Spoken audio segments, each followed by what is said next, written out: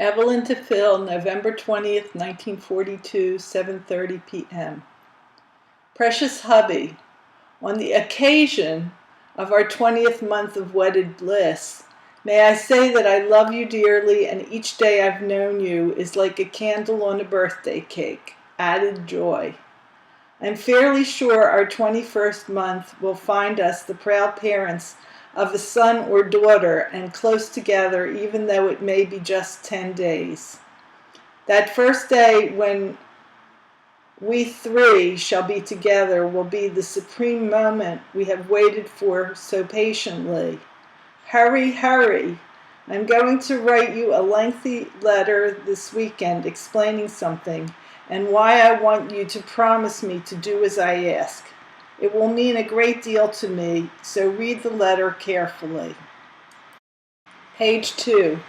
I just happened to think that I will be talking to you before this letter reaches you, but knowing how excited I get when I hear your beloved voice, I'll mention the few things I have to say, even though I may repeat on the phone. I took Ruthie along and rode out to the docks. It was some ride. I could barely walk after that trip. To add to the miserable feelings, my ankles swelled considerably. I was a bit frightened, but the doc said, I'm surprised it hasn't happened before this. I gained 2 3/4 pounds, and that makes 20 pounds gained in all. The doc tried to frighten me by saying page 3, would labor long and hard if I gained any more weight.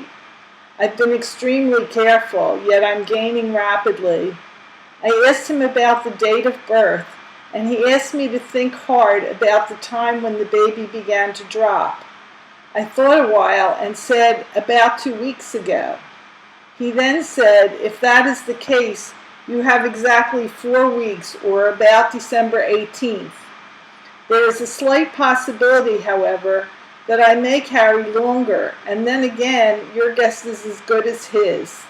It may be less, for I may be one of those who will not carry through the entire 9th month. At any rate, I'm glad it's almost over, for it's becoming a very heavy burden, and each day seems like a year. I am, page 4, going down to Murray Balaban this evening, and Jack is going to make some pictures. Believe it or not, the colored girl came in today and she was good. She cleaned every room in the house, and honey, you should see our room. It's positively lovely. I put the new scarves on in the hope you soon will be here to see them. I washed the set with a new soap that both cleans and waxes, giving a slight shine. The penny bank reached the top, and since no one in the neighborhood will take pennies in exchange for defense stamps, I'm giving the whole batch, $7.25, to my mom to take to the bank. I already have $2, so altogether we have $9.25 toward a bond. Isn't that wonderful? I've started saving again. I gave Doc $10, owe him only $5. 20 kisses for 20 months, and you, dearest, Evie. Philip to Evelyn, Friday, November 20th, 4:30 p.m. Darling, we just finished washing the windows, screens, etc., preparatory to inspection tomorrow.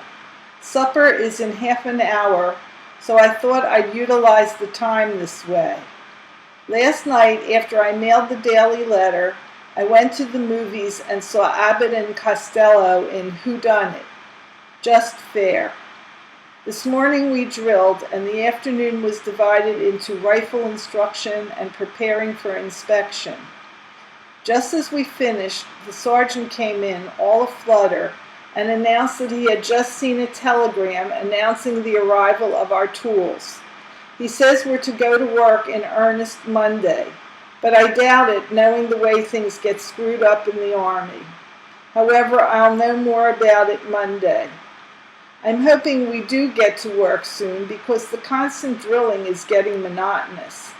Besides, I'm anxious to learn what goes on in an ordnance company.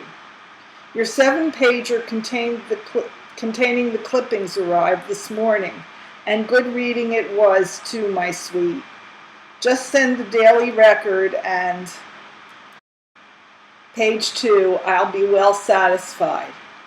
I can get the Sunday Inquirer at the PX. Every time you write telling me you worked, I feel like a heel. I just don't like it, Ev. I thought I made that plain last time I was home. If I remember correctly, you even promised you wouldn't work after that week. The reason I feel badly about it is that if you had the few dollars more that you evidently thought you needed, it wouldn't be necessary for you to work for it. If you had any idea how afraid I am when I picture you in the bus, you might value your husband's peace of mind above the few dollars you earn by taking chances. And you are. No matter how safe it looks or seems, I don't like to bawl you out. Baby, but I can't help myself when you pay no heed to my wishes in so important a matter. When you promised to quit, it never occurred to me that you might break that promise. Perhaps it's my fault for not impressing you more strongly. We'll say no more on the subject. Just be guided accordingly, baby. There isn't much to write about today, and I'm sorry I found it necessary to fill the page with reprimand, honey. But I know you'll understand that if I didn't love you so much, it wouldn't affect me so much. And forgiven? Am I forgiven? Here's a kiss for you now. More tomorrow. Love to all. Lovingly, Phil.